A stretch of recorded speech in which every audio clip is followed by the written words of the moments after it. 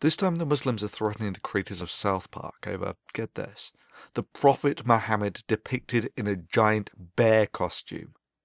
Sure, South Park depicted Muhammad back in 2001 without incident. Then about 4 years later on came the Danish cartoon incident, where the Islamic nations decided that their Dark Age laws about anyone who draws the Prophet Muhammad should be put to death should be enforced on the rest of the world, and in the ensuing tantrum over 100 people died worldwide. Over 100 people died because of that. And now, seeing as South Park recently depicted Muhammad in disguise as a giant bear, they decided to oh so generously warn the creators of South Park that they will end up like Theo Van Gogh.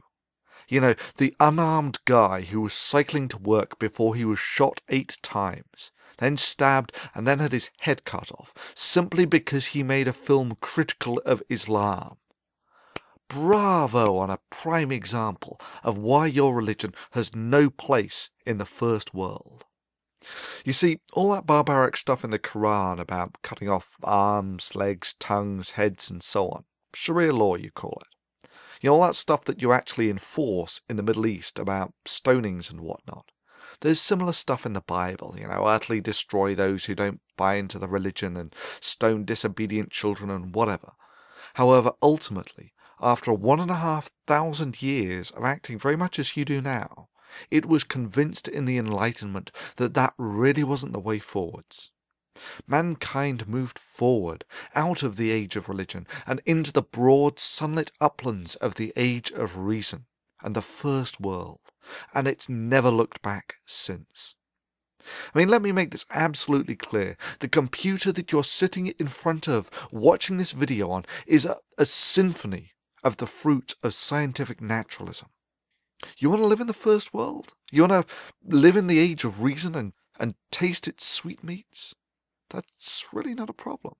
But like every other religion, you can check your Iron Age baggage at the door, or else go back to the Dark Ages and live in that time warp called the Middle East, where the only glimmers of lights that permeate that dark, dingy human backwater is what spills over from your enlightened neighbours who have not shackled their minds to ignorance.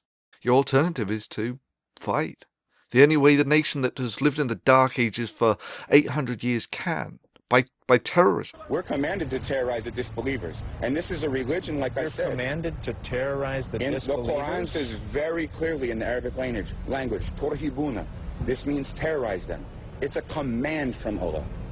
You know, like that Van Gogh guy you killed. Yeah, stabbing and shooting an unarmed man. Yeah, that's a showcase of the virtues of Islam. Such divine inspired courage. After all, there's no better way of showing that yours is the religion of peace and enlightenment than by shooting and stabbing an unarmed man, and then threatening others with the same fate. And yet, of course, the criticism of the moderate Muslims was conspicuous only by its absence, and that really does speak volumes of their attitude to these acts. However, the Enlightenment did not just raise the standard of living, it did more than deliver us clean water, the eradication of smallpox and the PlayStation. The rift between the prowess of the First World and the advanced warriors of Islam on the battlefield can be put in no lesser terms than the contrast between ants and gods. Those of us who have lived in the age of reason understand that with great power comes great responsibility, and that the power of the age of reason must never be allowed to fall into the hands of those from the age of religion. For there is no doubt in my mind that if such power were delivered into the primitive hands of a theocracy, that genocide of the infidel and doing Allah's work would be synonymous terms. But let's say that all your box cutters and shooting and stabbing unarmed filmmakers, you managed to actually threaten the enlightened world. And I mean threatened beyond crashing a few airliners. Your only achievement will have been to have awakened a sleeping giant and to have filled it with a terrible resolve. If you're going to pray to Allah for anything, beg him that you never meet the giant in such a mood.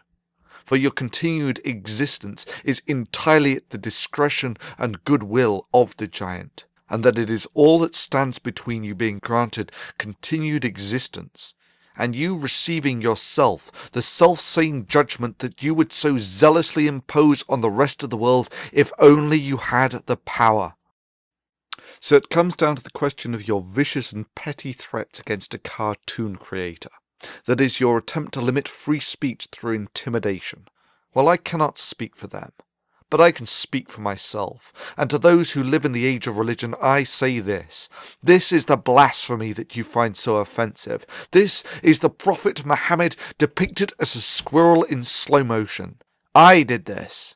Your move. Do your worst, for even your worst will serve as nothing but a catalyst to strengthen the walls of the Age of Reason, to awaken the giant. Even if you strike your hardest blow, its operationally insignificant effects will simply make us more powerful than your Dark Age minds can fathom.